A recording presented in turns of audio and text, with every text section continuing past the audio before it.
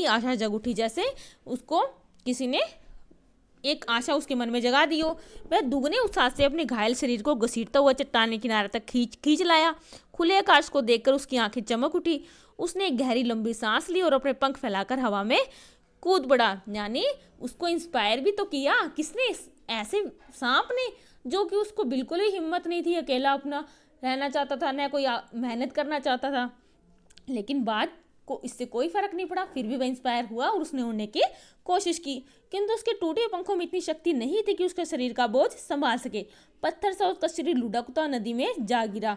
एक लहर ने उठकर उसके पंखों पर जमे खून को धो दिया, उसके थके मांदे शरीर को सफेद झाग से ढक दिया, फिर अपने गोद में समेटकर उसको अवसाद सागर की ओर ले चली। लहरें चट्टानों पर सिद्ध धुनने लगी, मानो बाज की मृत्यु पर आंसू बहा रही हो। धीरे धीरे समुद्र के असीम विस्तार में बाज आंखों से ओझल हो गए। यानी उसने मरते मरते भी उड़ने की कोशिश की, हिम्मत बिल्कुल भी नहीं हारी। चट्टान की खोखल में बैठा वो सांप बड़ी देर तक बाज की मृत्यु और आकाश के लिए उसके प्रेम के विषय में सोचता रहा। यानी आकाश के लिए उसको कितना मन में प्रेम था कि वह मरते मरते भी, घायल होकर भी आकाश में उड़ना चाहता था। आकाश की असीम शून्यता में ऐसा क्या आकर्षण छिपा हुआ जिसके लिए बाज ने अपने प्राण गंवा दिए? वह खुद भी मर गया, लेकिन मेरे दिल का चैन अपने साथ ले गया। यानी मेरे बेचैनी तो कर गया वह।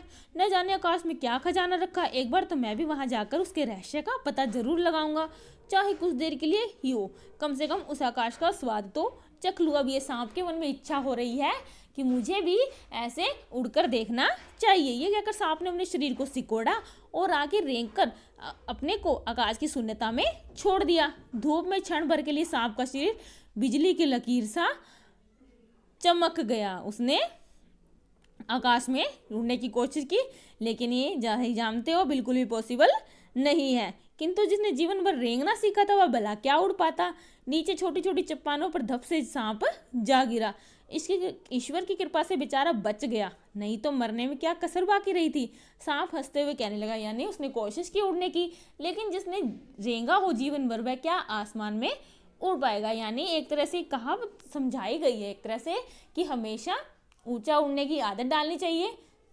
अगर आप जमीन पर चलते ही रहोगे, रेंगते रहोगे तो कभी भी आगे नहीं बढ़ पाओगे, लाइफ में कभी कुछ कर नहीं पाओगे। उड़ने का यही आनंद है। सांप हंसते हुए कहने लगा, भर पाया मैं तो। पक्षी भी कितने मूर्ख है, धरती के सुख से अनजान रहकर आकाश की ऊंचाइयों को नापना चाहते हैं। किंतु अब मैंने जान लिया कि आकाश में कुछ नहीं रखा, केवल ढेर सी रोशनी के सिवा कुछ भी नहीं है। शरीर को संभालने की कोई स्थान नहीं है, कोई सहारा नहीं है। फिर वे पक्षी किस बूते पर इतनी डींगे हाँकते हैं? यानी वो मूर्ख लग रहे हैं वो पक्षी जो आकाश में उड़ते रहते हैं। किस लिए धरती के प्राणियों को इतना छोटा समझते हैं? अब मैं कभी धोखा नहीं खाऊंगा। मैंने आकाश देख लिया और खूब देख लिया।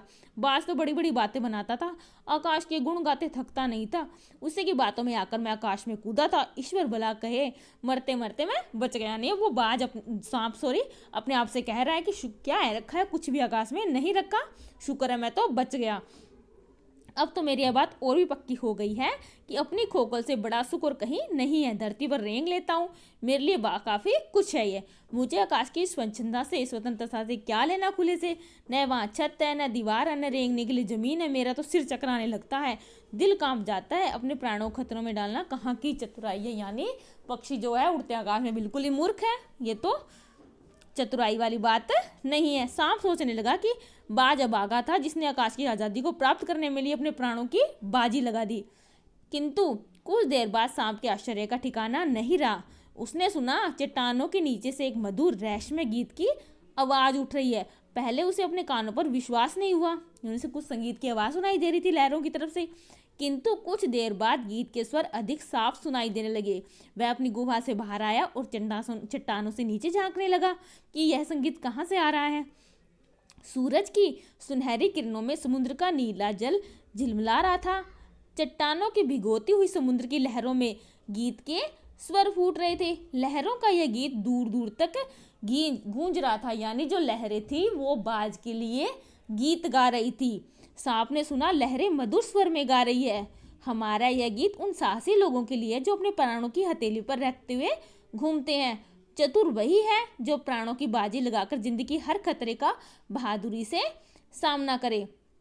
ओ नीडरबाज, शत्रुओं से लड़ते हुए तुमने अपना कीमती रक्त बहाया है, पर वह समय दूर नहीं है जब तुम्हारे खून की एक एक बूंद जिंदगी के अंधेरे में प्रकाश फैलाएगी और साहसी बहादुर दिलों में स्वतंत्रता और प्रकाश के लिए प्रेम पैदा करेगी। यानी काफ़ी अच्छी लाइंस जो लहरें थी उन्होंने बाज के लिए बोली है। तुम अपना जीवन बलिदान कर दिया किंतु फिर भी तुम अमर हो। जब कभी साहस और वीरता के गीत गाए जाएंगे तुम्हारा नाम बड़े गर्व और श्रद्धा से लिया जाएगा। हमारा गीत जिंदगी के उन दीवानों के लिए जो मरकर भी मृत्यु से नहीं डरते। इसी के साथ हमारा जो ये चैप्टर है वो कंप्लीट हो गया और हमें दो करैक्टर के बारे में जानने को मिला। एक वह जो उड़ते उड़ते जो उसका संघर्ष था उसने करते करते उन्हें प्राणों की बाजी लगा दी, और एक वह जो जमीन में पड़ा रहा और रेंगता रहा।